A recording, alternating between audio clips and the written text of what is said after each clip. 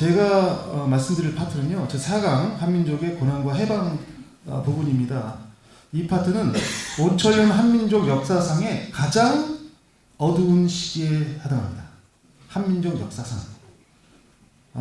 이름, 종교, 문화, 모든 정체성을 다 손길이 뺏기는 그런 상황이었습니다. 지금부터 감당하기 어려운 그런 시련을 어떻게 극복했는지, 신앙의 힘으로 극복하고 해방을 맞이하기까지의 민족적인 역경과 하늘 부모님의 인도하심을 설명드리고자 합니다. 이 내용 중에는 일본과의 아픈 역사를 포함하고 있습니다. 그 역사적인 사실을 부인할 수가 없습니다. 그런데 그 사실들이 가리키는 것은, 그 진실은 바로 하늘 부모님의 신정 체율, 그리고 그 안에서 메시아 대망 사상을 꿈꾸게 하는 것, 그것이 구원의 문을 열었다고 하는 겁니다. 이게 오묘한 진리죠. 역설적인 진리죠. 자, 그래서 지금까지는 이제 한민족의 고유성에 대해서 정한 문화라든가, 그리고 한민족의 고유 민족성에 대해서 쭉 설명을 들었습니다. 근데 지금 이 고려 말, 그러니까 조선 말 일제 강점기 이 시기는 이제 거기에 기독교 역사가 합류가 되는, 만나는, 그러니까 동서양의 문화가 만나는 그 시기예요. 한민족도 초창기에는 다른 민족들처럼 뭐 애니미즘이나 토테미즘이나 샤머니즘이나 똑같이 원시 종교를 믿었습니다. 그런데 일찍부터 유불선이라고 하는 거둥 종교를 받아들여 가지고 그 영적인 기준을 굉장히 높여왔어요. 지금도 없는 게 아닙니다, 원시 종교가. 하지만 그게 주류가 아니라는 거죠. 주류는 고등 종교가 주류입니다. 엄연히. 이때 조선 말에 이 당시에는 국가 지도 이념이었던 유교가 서서히 그 한계를 드러나게 되었습니다. 그래서 민족의 단결과 영성을 강조하면서 많은 민족 종교가 등장을 했죠. 동학서부터 해서 천도교, 대종교, 증산교, 원불교, 많은 종교가 나왔습니다. 그런데 이 신흥 민족 종교도 한국의 고난을 이겨내기에는 역부족이었습니다. 그래서 이런 와중에 민족 종교가 주지 못한 그 희망을 한민족은 기독교에서 찾게 됩니다. 한민족이 기독교를 받아들이게 된 그 유래는 다 아실 겁니다. 세계의 어떤 그 선교 역사에도 참 드문 케이스가 됩니다. 그때 당시 지식인들이 학문으로 받아들인 그 서학을 스스로 신앙화하기 시작하죠. 결론부터 먼저 말씀드리면, 한민족의 고유성과 2000년의 기독교 영성이 만나서 신령과 진리의 기독교를 탄생시킵니다. 그것은 한민족의 고유성과 연관이 있어요. 제가 볼 때 첫 번째는 그 고유성을, 여러 가지 고유성이 있습니다만은 요약해서 말씀을 드리자면, 첫 번째는 신기입니다. 신기가 굉장히 세요. 한민족이. 다양한 고등 종교가 들어왔는데 다 평화롭게 공존하고 있습니다. 크리스마스가 국경일이고요. 개천절이 오시는 날이 국경일이고, 개천절이 국경일이고, 또 유교는 일상생활화되어 있습니다.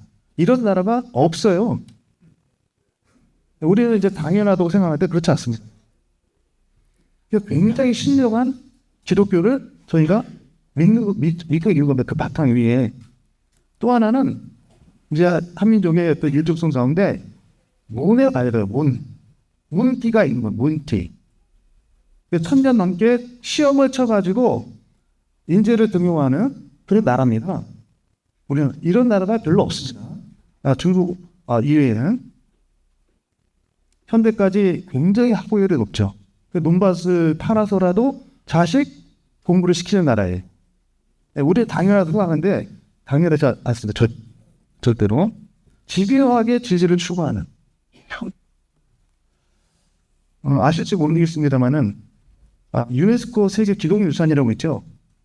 거기에 한국이 등재된 그 서열상 몇위나 될 것 같습니다.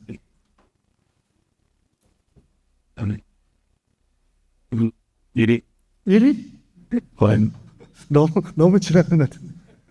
1위는요, 독일입니다, 독일. 네, 독일에 악보 같은 거 있잖아요. 이런 거라든지, 고성경이라든지, 이런 것들이 많기 때문에 1위가 독일이고, 2위가 영국입니다. 3위가 네덜란드, 4위가 한국이에요. 20개. 네, 중국보다 많습니다. 중국은 10개. 일본은 보이지도 않아요. 그 정도로 오늘 밝은.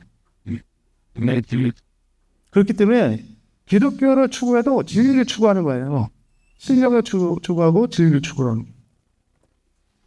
자, 이제 기독교 역사에 대해서 그 본질에 대해서 말씀을 드리겠습니다. 이것이 어떻게 합류했는지는 좀 뒤에서 말씀드리고요.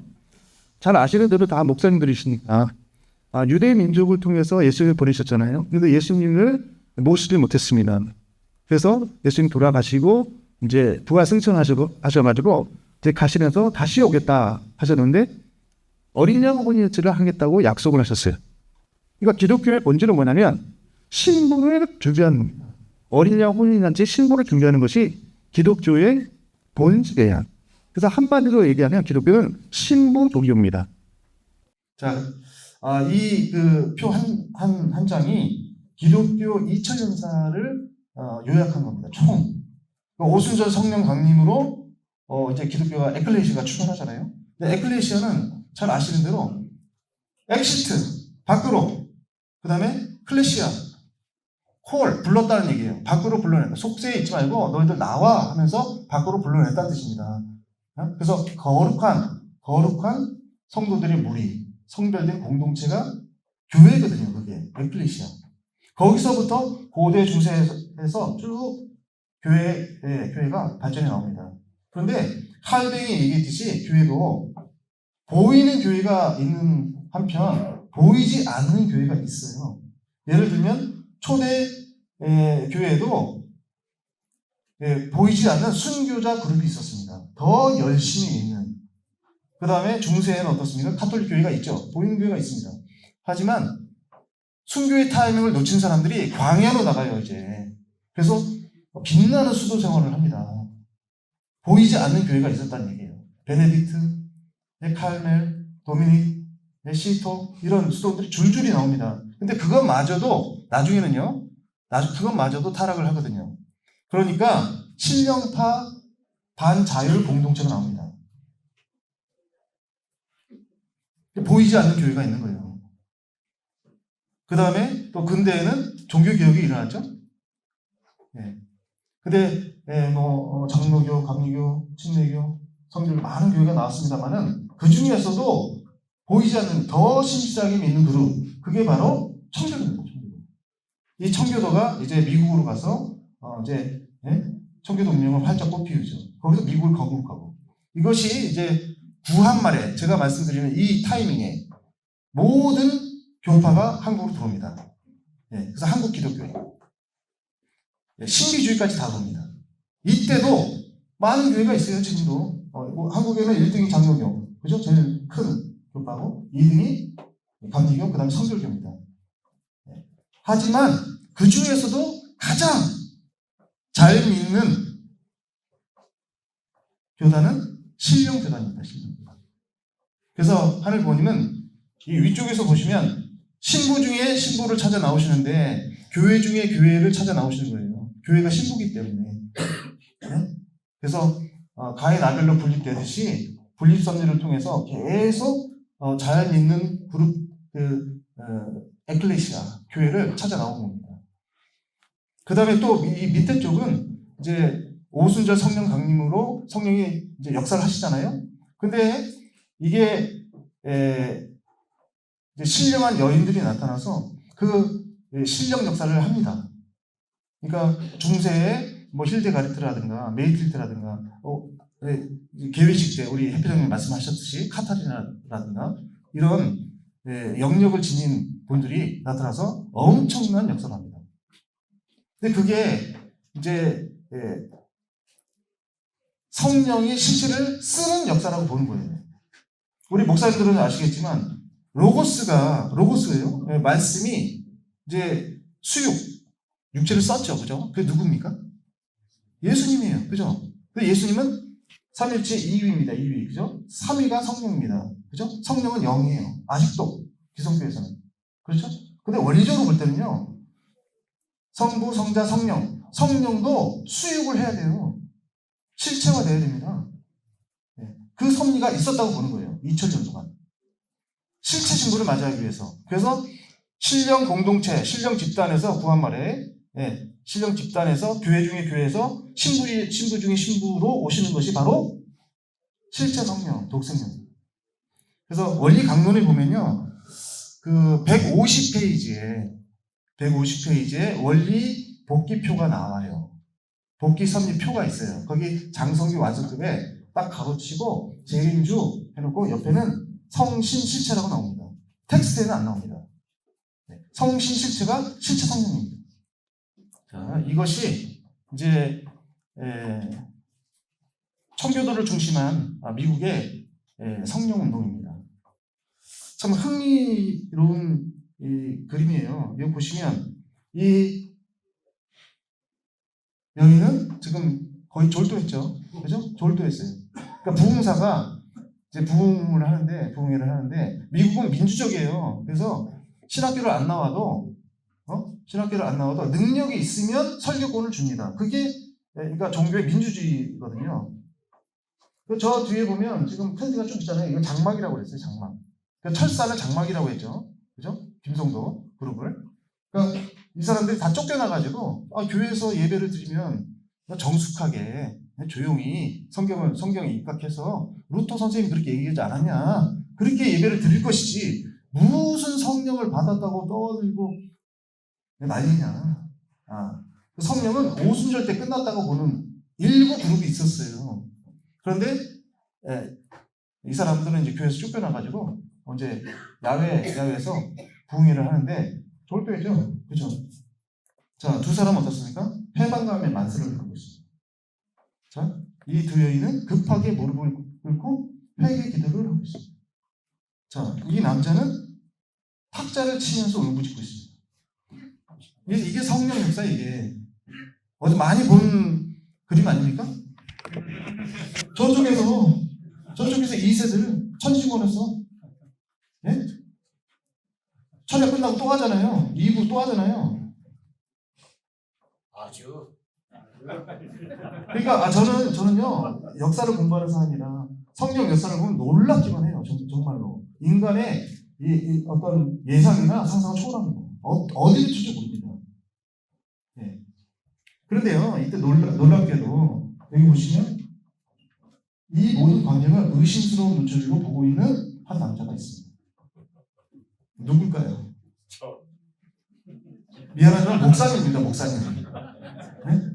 목사님. 우리 식구가 누가 있나 여기. 그래서 이때 당시에 파가 이게 넘어가네. 장로교회가요 올드사이드가 뉴사이드로 갈라졌고 올드사이드가 성령 반대파입니다. 목사파예요. 평시도파는 이제 뉴사이드가 많아요. 다 그런 건 아니지만 그 다음에 해주교회가 올드라이트가 뉴라이트로 나눠졌고 신회가 정규 분립주의로 분립이 됩니다. 그러니까 더 아벨적인 그룹을 찾아 나오는 거예요. 하는 섭리가. 그래서 결국은 이 그러니까 성경 운동을 통해서 결국 교단이 분립이 된다는 얘기예요. 이것이 이제 영적 대각성으로 이어지거든요.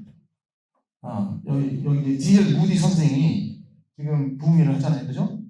D.L. 무디가 초등학교 5학년 중때입니다. 혀가 짧았어요, 혀가. 그러니까 버벅거리는데 이게 뭐랄까요? 더듬다고 하죠. 더듬었어요.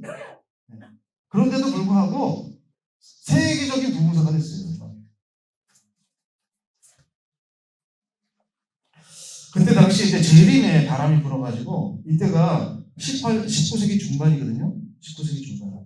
그 재림의 바람이 불었어요. 근데 그 이전에 이미 18세기 중반에 성령 운동이 일어나면서 아까 보았던 대로 성령을 체험합니다, 사람들이. 그런데 그때 당시에 아메리카 식민지의 상황은 어떤 상황이냐면 지금의 미국이 아니고 엄청나게 못 사는 깡촌을 생각하십니다.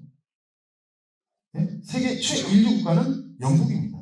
거기서 신실한 신앙을 해보겠다고 메이플라워를 타고 넘어온 거예요, 미국으로. 그런데 영국 성공회가 가만히 있지 않습니다. 미국까지 쫓아와요. 그래서 갑질을 해요, 갑질.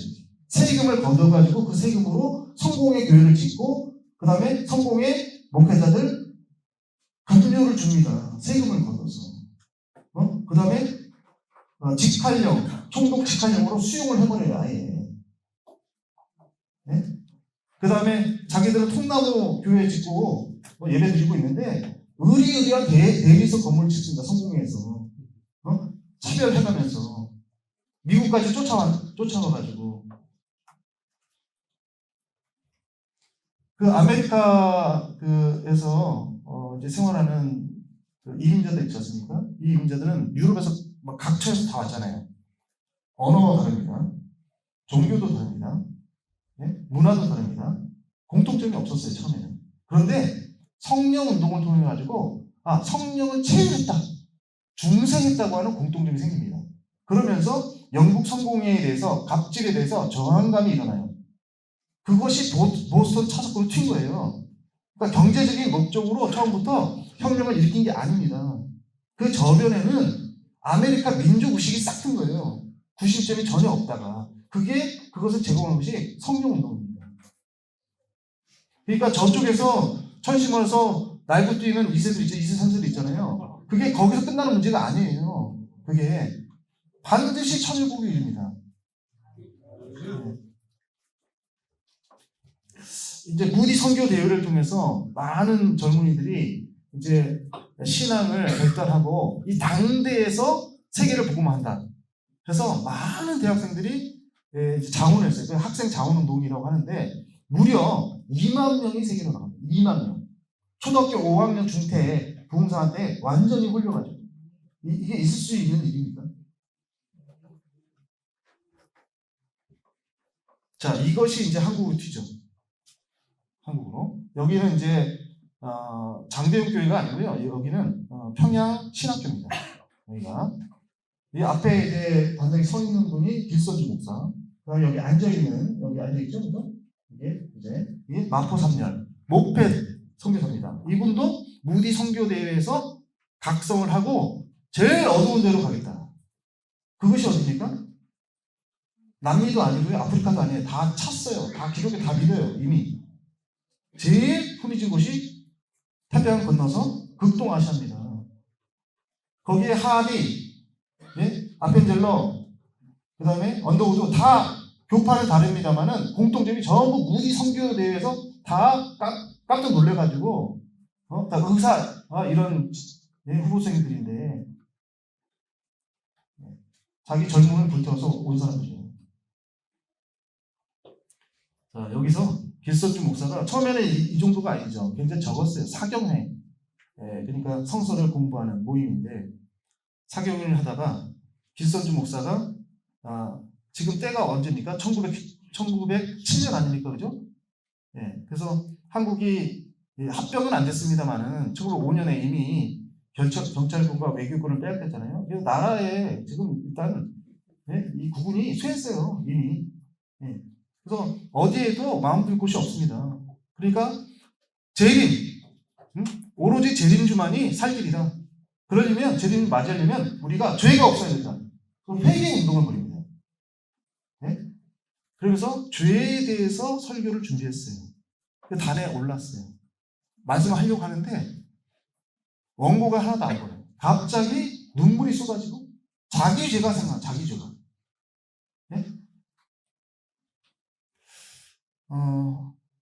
그 피터슨 선교사라고 있습니다. 그분의 그 일기에 보면 그 길선주 목사가 같이 이제 평양신학교를 졸업했던 동료 목사님이 계셨는데 병을 얻어가지고 빨리 돌아가시게 생겼습니다. 근데 이분이 이제 길선주 목사에게 부탁을 하는 거예요. 내 안사람이 사모가 세상 물정을 너무 모릅니다. 그 다음에 아들은 너무 어려요. 그러니까 가사를 좀 정리해가지고 좀 전달해 주세요. 그래서 기성 목사가 걱정하지 말게. 천당에 두읍시다. 네? 그래 놓고 정리를 하는데요. 의외로 재산이 많았어요. 의외로. 그래서 피터슨 선교사 말로는 $100를 떼먹어도 됩니다. 네? $100. 그게 생각이 나는 거예요. 네? 여기서 눈물로 콧물로 회개하고 통일 자복하면서 내일 아침 바로 사모님께 $100을 돌려주셨습니다. 그래서 이제 회개를 합니다. 그랬더니 앉아있던 장로님이 손을 딱 들더니 목사님, 저는 교회를 지면서 장대인 교회를 지면서 자식값을 떼먹었습니다. 네? 저는 외도를 했습니다. 심지어 살인사건까지. 청일전쟁이 났습니다. 청일전쟁이 언제 났어요? 벌써 몇십 년 전이잖아요. 몇십 년 전이에요. 그죠? 네? 청일전쟁 1884 그죠? 그때 났잖아요. 청일전쟁이 청나라에서 났습니까? 일본에서 났습니까? 조선에서 났어요. 조선에서. 그죠? 군인들 쫓아와. 근데 애기가 울어요. 네? 도망가는 애기가 울어. 산속으로 도망가는데 어떻게 됩니까? 애기를 나무에 부딪혀가지고 죽게 만들었어요. 그걸 누가 아무도 몰라요. 그것을 자복하고 네? 땅을 치면서 엄마가 회개합니다. 새벽이 다 가도록. 그 다음날 사람 안 올 것 같죠? 더 많이 왔어요. 그게 평양 대부운동이에요. 회개운동. 평양하면 제일 유명한 게 뭔지 아세요? 그때 당시에? 제일 유명한 거. 기생입니다. 기생. 평양 기생. 그러네. 네? 그 다음에 신선로. 샤브샤브. 평양. 제일 유명한 거. 술. 그런데 그런 평양이 그런 음란의 도시 평양이 완전히 바뀌어가지고 동양의 예루살렘이 된 겁니다. 일파만파로 북한제로 다 덮어버렸어요. 그래서 이때를 이제 한국의 오순절이라고 하지 않습니까? 아까 말씀드린 대로 오순절은 기독교가 출발한 날이에요. 그죠? 성령이 내려가지고 똑같은 거예요. 한국에도 기독교가 출발한 날이 이 날이. 왜냐하면 기독교가 들어온 지 이제 몇십 년 됐거든요. 짧아요. 개신교들은 짧아요. 아주. 1907년 기준으로 보면. 네? 어떤 사람이 들어온 줄 아세요? 교회로? 영어 배우려고 하는 사람, 비즈니스 하려고, 기회 잡으려고 하는 출세주의자들, 더러 민족주의자가 있었어요. 근데 그 사람들도 아주 순수한 종교적인 목적이 아니에요. 어떻게 서양 세력에 좀 해가지고 나라를 지켜볼까? 독립의 의지가 있었던 것이지 순수한 종교성이 아닙니다. 그게. 그런데 한국 오순절 이 평양 대행운동으로 한국이 실질적으로 순전한 교회로 완전히 이제 회교로 거듭나면서 세출하는 겁니다. 자, 그 다음에 이제 1919년 3.1운동이 일어나지 않습니까? 이 평양 대부운동으로 민족적 저항의식이 싹틉니다. 그러니까 아메리카 식민지에서 성령운동을 통해 가지고 그 다양한 유럽에서 온 각지에서 온 사람들이 아메리카 민족의식이 싹텄다고 했잖아요. 그죠? 그래서 영국 국교회의 그 갑질에 저항을 하면서 그것이 보스턴 차사건으로 튀었다고 그랬잖아요. 그게 미국 독립혁명이죠. 그게. 마찬가지예요. 여기도 이제 민족의식이 싹틉니다. 기독교인들 중심으로. 그래서 실제로 3.1운동 당시에 잘 아시는 대로 민족 대표 33명이 있었는데 16명이 기독교인들 아니에요. 제일 많은 게. 당시에 기독교인 인구는요 1%입니다. 1%. 네? 거기에다가 감옥에 간 사람 몇 명이에요? 몇 프로나 돼요? 18%가 기독교인입니다. 전체 인구는 1%밖에 안 되는데 여자 66%가 기독교인이었습니다. 말이 됩니까 이게? 그러니까 기독교인들이 중심이 돼서 국가 기대를 세우는 섭리, 이게 3.1운동이에요. 그 기반 위에 메시아가 오신 겁니다. 그런데 미국은요, 이 성령 운동을 통해 가지고 그게 구실점이 돼서 나라를 세웠잖아요. 그래서 독립혁명에 성공을 했죠. 그래서 영국으로부터 독립을 했죠. 그런데 한국은 절반의 성공, 절반의 실패입니다. 독립을 못했어요. 하지만 상하이 임시정부를 세웠습니다. 그 절반의 성공입니다. 거기에는 대부분이 기독교인들이었어요. 그러니까 민주정부예요. 최초의 민주정부. 그것이 소득입니다. 3.1운동 그 당시 직전의 상황을 보면 이제 일제는요 조선을 다 평정을 했어요. 이미 한일 합방 된 지가 9년이 됐고 1905년서부터 한 15년 정도 된 거거든요. 그러니까 이 남한 대토벌 작전을 통해 가지고 독립군들은요 전부 쫓아버렸어요. 그래서 만주로 다 넘어갔거든요. 왜냐면 이제 특히 전라도 주경이 심했는데 거기에 독립군이 한 명이 나타났다. 그러면 전체를 다 소각해버립니다. 마을을. 그게 대표적인 케이스가 3.1운동 당시에 제한리 사건이에요. 그게 처음 있었던 일이 아니에요. 제한리가. 하던 걸 또 한 거예요. 그냥 일제는. 그러니까 너무 큰 피해를 입기 때문에 국내에서는 독립운동을 거의 못하고 만주로 그 다음에 사할린으로 다 넘어간 겁니다. 독립군들이. 그래서 일본은 이제 마음을 탁 놓고 조선은 평정을 다 한 거예요. 그래서 이제 대륙으로 나갈 준비를 하고 있었습니다. 그때 3.1운동이 터진 거예요. 3.1운동 당시에 보세요. 자, 한국에 왕이 있습니까? 왕 없어요. 그죠? 그러면 이제 종교인인데 믿을 구석은 종교인. 자, 유교는 어떻습니까? 고관 대작들 잘 먹고 잘 삽니다. 네? 그때 당시에 거의 대부분 다 일본 귀족들하고 결혼했어요. 그리고 불교 어떻습니까? 수천 년 내로는 불교 어떻습니까? 다 결혼했죠. 술 먹고 고기 다 먹었습니다. 일본 불교 아시죠? 일본 불교의 스님들은 성직자라고 할 수 있어요? 직업인 어떻게 보면 이 가문을 잇는 성천 스님이 이때 결혼해서 딸을 낳았잖아요. 외식 불교화 시켰단 말이에요. 그러니까 한국의 고래로 내려오는 그 영성을 끊어버렸단 말이죠. 일본이. 자, 그럼 믿을 구석이 어디 있어요?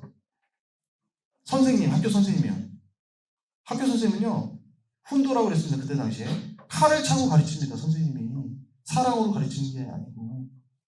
백성들이 어디에 의지를 합니까? 아무 데도 없는 거예요. 그때 기독교가 나온 겁니다. 그때. 네? 재림 사상을 가지고. 일본이 그래서 깜짝 놀랐죠. 네, 기독교를 거의 의식을 못하고 너무 작으니까 1%밖에 안 되는 입장이라서 거의 의식을 못하고 있다가 깜짝 놀랐어요. 그래서 일본이 신의 한 수를 둡니다. 그게 신사참배입니다. 신사참배는 잘 아시는 대로 일본의 그 아마테라스 오미가미를 섬기는 그 신도입니다. 근데 신기하게도 세상의 모든 천공신, 하늘신과 태양신은요 전부 남자예요. 전부 남성신입니다. 땅신은 가이아라고 해서 여성신이고, 근데 일본은 희한하게도 태양신이 여자예요. 아마테라스 오미가입니다. 네? 독생녀가 올라오니까 여자 태양신이 나타났어요. 방해를, 회방을. 오묘합니다. 오묘해. 제가 드리는 수업 말씀이 그거에 오묘해요. 오묘. 그래서 기독교가 4개의 분파로 쪼개집니다. 그게 민족 분열 통치거든요. 4개로. 잘 아시는 대로 불협력파, 친일파입니다. 이광수, 주유한, 김원란, 백낙준, 이대여대 총장들. 또 앞에 서서요. 천황의 시민들이요. 나가서 싸워라. 싸우다 죽으면 어디 갑니까? 야수꾼이로 갑니다. 그 다음에 이제 신사 참배파가 있었죠. 네, 겉으로는 하는데요. 사실은 타협하고 교단을 지키기 위해서 장감이 그랬어요. 장감이. 네? 그래서 이세신국까지 가서 다 신사 참배하고요. 헌금 걷어다가 장로 1호, 가문이 1호 하면서 전투기 사다 바치고 다 그랬어요. 국가 이거는 국가 의례다. 종교가 아니라고 하면서 타협한 거예요. 일부 목숨을 건 순교파가 있었습니다. 신사찬드 거부가 주기철 목사님 같은 분, 그죠? 굉장히 소수, 54명이 정확히 얘기하면 54명이 돌아가셨어요. 물론 이제 추록성도라고 해서 돌아가지 않은 분도 많이 있죠. 하여튼 목숨을 잃은 분은 54명입니다. 당시에 굉장히 소수죠. 이분은 영적인 투쟁을 했습니다. 그리고 모든 게 이제 기독교까지도 썩었다 해서 분립돼서 제도공교에서 분립돼가지고 산기도 다니던 사람들, 가정예배를 드리던 사람들, 그거를 말해서 신령 집단이라고 하는 거예요. 이것은 예수님 독생자가 오셨을 때와 정확히 똑같습니다. 그때도 헬라 문화, 그리스, 그 제우스 숭배에 대항해서 파가 나눠집니다. 첫 번째 사두개파, 성전 귀족이죠. 성전세 받아먹었죠. 예수님이 불러 엎었죠. 네? 거기서 예수님 미운털이 바뀐 거예요. 기득권을 건드렸잖아요. 환전사들 다. 네? 두 번째 바리새파. 겉으로는 애매하고 근엄한 척 하죠. 율법주의자들 아닙니까? 그죠? 근데 뭐예요? 예수님이 율법을 폐하는구나. 자존심을 건드린 거예요.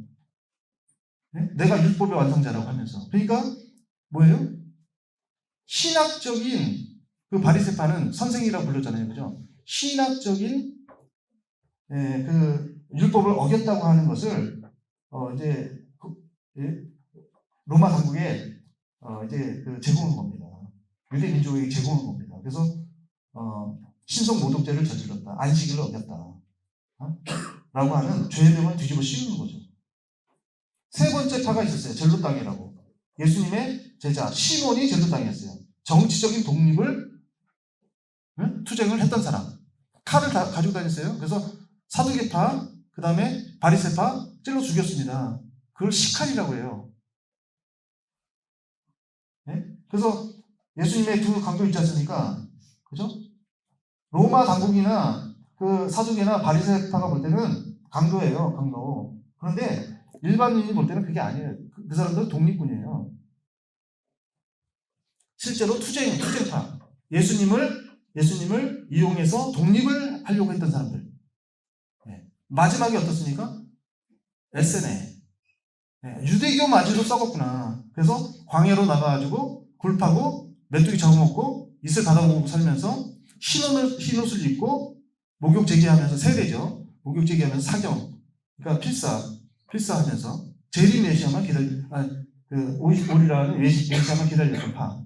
그게 에세네파죠. 거기서 세례요한이 나왔죠.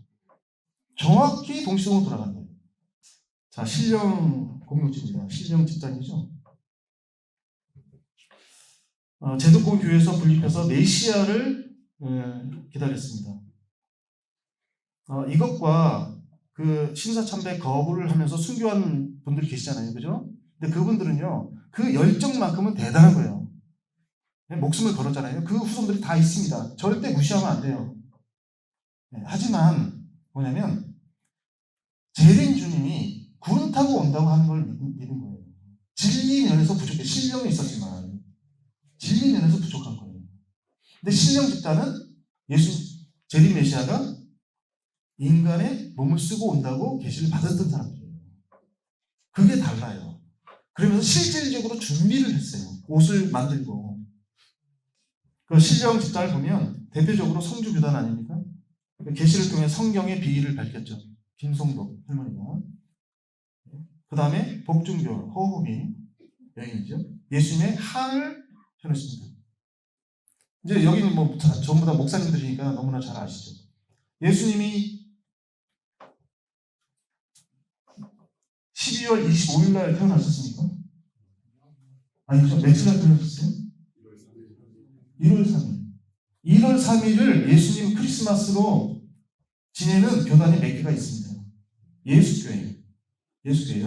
그 다음에 성주교단. 복중교는 성주교단의 평양 집회소예요. 똑같아요.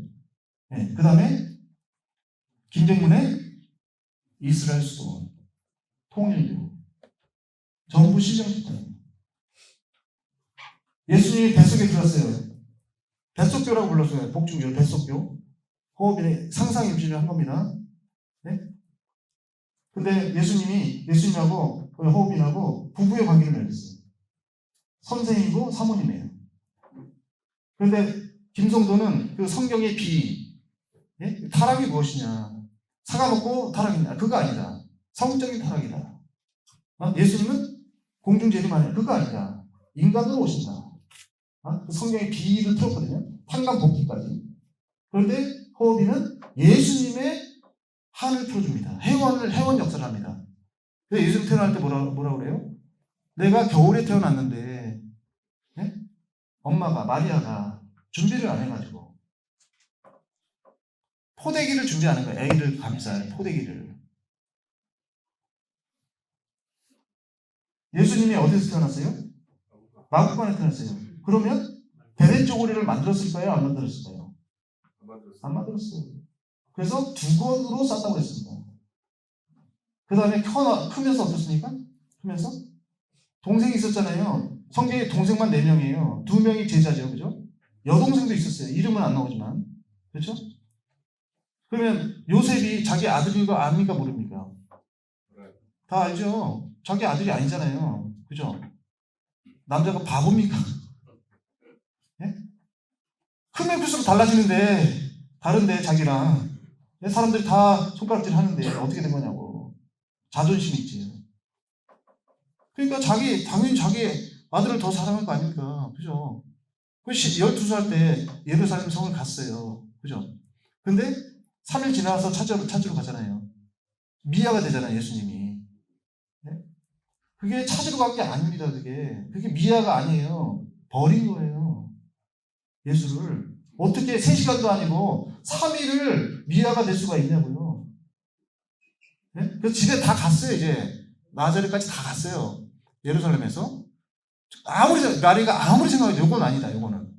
네? 가면 되게 욕먹을 것 같아, 사람들한테, 종교 사람들한테. 야, 그렇다고 버리고 오냐?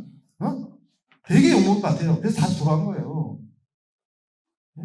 그래서 주어 박으면서, 엄마 말 왜 안 들어? 왜 안 따라? 했겠죠, 분명히. 그죠? 예수님 뭐라고 얘기합니까? 내가 내 아버지 집에 있을 줄을 몰랐어. 랍비랑 일문일답을 하고 있었어요. 예수님. 왕따를 당한 겁니다. 왕따를. 그거를 얘기하는 겁니다. 네? 호흡인에게. 그 호흡인이 전혀 생각지도 못한 그런 얘기를 듣고 대성통곡을 해요. 그래서 일주일에 한 번씩 상을 떡벌하게 차립니다. 상을. 네? 모든 걸 다 해주는 거예요. 거기에다가 기저귀부터 해가지고 33살까지 하나는 양장, 하나는 한복, 신부것까지 해가지고 옷을 짓는 거죠. 뒤주에 손톱이 안 들어갈 정도로 지었다고 그랬어요. 그걸 다 뺏기죠. 이제 해방돼가지고 공사하는 저거를 뺏깁니다. 그죠? 또 만들어서 똑같이. 그러니까 어느 누구도 알 수 없는 그 비의와 또 예수님의 한을 표현을 다 해주는 겁니다. 그것은 한국인의 독특한 그 신정 문화가 있기 때문에 가능한 거예요. 거기에 공명을 하는 거예요. 그리고 또 한편은 신령함뿐만이 아니라 진리를 추구했다고 하는 겁니다. 그래서 공중진리하는 것이 아니고 육신을 쓰고 이성적이지 않습니까? 이게 그렇잖아요. 합당하잖아요. 육신을 쓰고 강림하시는 재림주를 기다렸다고 하는 겁니다. 자, 조금 앞으로 가보면 이제 한의 정신이 이제 구현이 되는데 3대 독립선언이 있습니다. 잘 아시는 대로 먼저 길림성에서 독립선언을 했고 또 28 독립선언이 이제 동경에서 있었죠. 동경 YMCA입니다. 그러니까 기독교인 중심이죠. 그 다음에 이제 한국에서 민족대표 33명이 이제 독립선언을 하게 되는데요. 거기 보면 우리 대한은 예부터 우리 대한의 한이며 이 민족의 한이 아니다. 우리 한은 완전한 한인의 한이다 라고 하면서 한국의 민족 지도자들은 한민족의 독립의 의지를 확실하게 한의 정신으로 드러냈습니다. 특히 이제 1919년에 2월에 이제 이승만을 비롯한 기독교를 중심한 지도자들과 독립운동가들은 이제 그 독립선언서에서 한이 누구인가를 분명하게 얘기를 했어요. 그래서 한의 정신을 밝힘으로써 그 주체성, 그리고 자존, 그리고 독립의지를 세상에 천명을 했습니다. 특히 이제 남한은 기독교 지도자를 중심으로 48년에 대한민국을 건국을 했죠. 이때 이제 국호를 한으로 정하죠. 그 한의 정신을 분명하게 또 한번 드러냈습니다. 그 국호 대한민국의 한은 천명을 받아서 한 나라, 하나의 나라로 통합된다는 의미를 담고 있고요. 민국은 민주주의 국가라고 하는 뜻입니다. 그러니까 대한민국은 이러한 하늘의 뜻을 이제 하느님이 보호하사 우리나라 만세, 대한 사람 대한으로 길이 보존하세 하면서 애국가에 담아서 한민족의 전통과 사상을 이제 개성하게 됩니다. 자, 해방입니다. 자, 해방이 됐는데 1945년부터 48년까지 북쪽에서는 소련이, 이제 남쪽에서는 미국이 이제 군정을 하면서 너희들이 나라를 만들어봐라 했어요. 시간을 줬어요. 그때 이제 민족 대표로 보면 이렇게 됩니다. 우익섭부터 좌익까지 이승만, 김구, 조만식, 김규식, 여운형, 박헌영, 김일성입니다. 이 7명 가운데 대통령이 나옵니다. 이 사람들의 공통점이 뭘까요? 네? 기독교인. 김일성이요? 기독교인. 김일성. 기독교 가져왔고. 뭐 하나 선물 있으면 드려야 되는데 맞습니다. 김일성은 골수 기독교인입니다. 김일성이 아버지가 김형익이죠. 미션스쿨 출신에다가 미션스쿨 교사죠. 어머니가 강반석입니다. 원래는 강신희예요, 이름이. 근데 중국 의료 선교사인 넬슨 벨이 이름을 세례를 줬어요. 교회 반석이더라 해서 강반석이에요. 두 사람을 중매를 섰습니다. 결혼했죠. 그래서 강반석의 아버지가 강도둑이에요. 평양에 가면요, 장로교가 2개가 있어요. 칠골교회, 봉수교회. 칠골교회를 지은 사람입니다. 장로입니다. 그 동생이 강양욱, 평양신학교 출신의 목사입니다. 골수 기독교인이에요. 그러니까 넬슨 벨 의료선교사의 그 사위가 빌리 그리함이에요. 그래서 그 회갑잔치를 아마 북한에서 했을 거예요. 아마.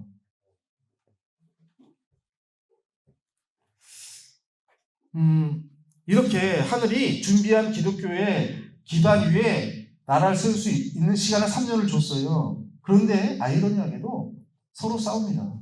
그렇게 고대하던 해방을 맞았는데 이념적으로 척을 지고 심지어 암살합니다. 왜 그래죠? 왜 하나가 안 돼요? 같은 종교를 믿고 있었는데도 왜 그래요? 신사 참배 때문이에요. 분열된 거예요. 네? 신사 참배한 걸 다 알고 있는 거예요. 뿌리 깊은 그 불신감. 물론 정권력이 강하죠. 물론. 근데 그 신앙적인 면서부터 벌써 금이 가는 거예요. 자, 그래서 결국은 1956월 25일 이제 분할됐던 조국이 이제 전쟁이 나면서 완전히 분단의 상황으로 들어갑니다. 민족적인 큰 탄감을 치르게 되죠. 그래서 민주주의와 공산주의로 완전히 분단됩니다. 그래서 한민족은 최대의 고난을 이겨냈지만 통일은 여전히 민족의 수군으로 남아 있습니다. 이제 그 뒤에 이어지는 강의에서 한민족 선민이 하늘이 보내신 분을 모시고 인류 평화의 비전을 실현해 나가는 과정을 이제 보게 되실 겁니다. 네, 우리 목사님들, 제가 서두에 어머님 말씀을 드렸습니다만은 이 한민족 선민 대서사시 교육을 통해서 우리 이 선민의 책임을 다할 수 있도록 각성을 시켜라. 민족을, 국민들을 이렇게 세워라. 그런 뜻이 계시는 것을 아시았습니까? 그래서 이 귀한 시간 되신 만큼 정말 먼저 우리 목사님들이 이것을 수육해가지고 식구들에게 그다음에 또 세상으로 널리 퍼질 수 있는 우리 목사님들 되시기 바랍니다. 감사합니다.